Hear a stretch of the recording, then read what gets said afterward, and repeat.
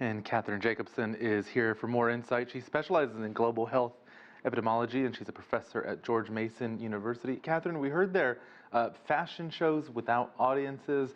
I just read in Tel Aviv they're banning foreigners from participating in the marathon. Are these overreactions? Not necessarily. This is a very contagious pathogen. I think the surprise so far has been, given how contagious it is and how much we saw cases just increasing daily in China, it's amazing it didn't go to other countries sooner. So those countries want to act quickly to try to contain this if it's still possible to do that. So we have seen this uptick beyond China's borders.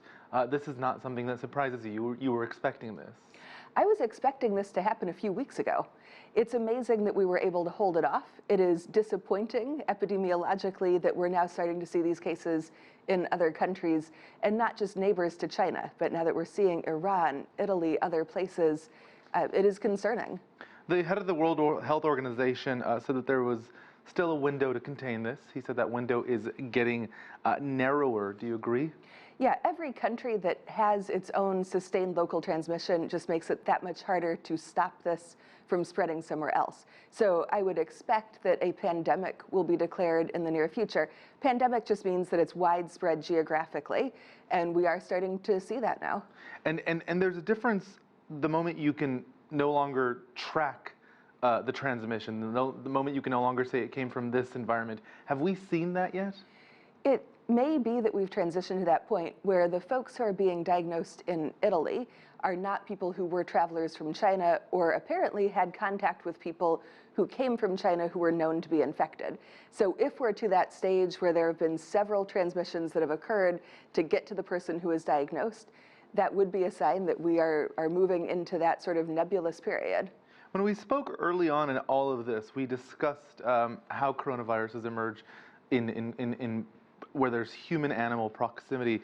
PETA, an animal rights activist group, has put out a campaign noting that coronavirus is an anagram, the same letters in the word carnivorous. They're suggesting if you don't eat animals, you won't get coronavirus. Is there merit to that, at least what they're suggesting? That would be where new diseases might emerge, where an animal disease could get into a human because humans and animals were interacting.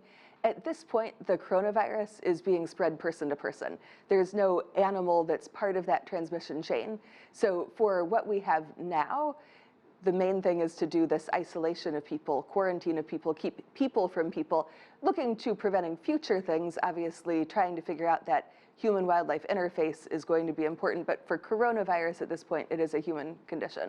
In terms of the pathology of this virus, what do we know now that we didn't know yesterday, that we didn't know last week, that we didn't know last month? How quickly are we learning about how this spreads, how it behaves, how it can be contained, how it can be treated?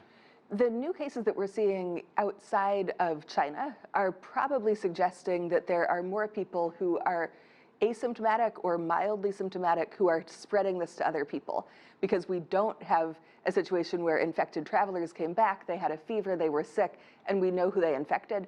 This appears to be now people who were getting infected from people who were maybe not very symptomatic. And that, from an epidemiologic containment standpoint, makes this much more difficult. But something that was expected? This disease has been unexpected in a lot of fronts, and that is one of them, that there are people who are not very sick who are spreading it. That is concerning. All right, Kathryn Jacobsen from George Mason University, thank you very much.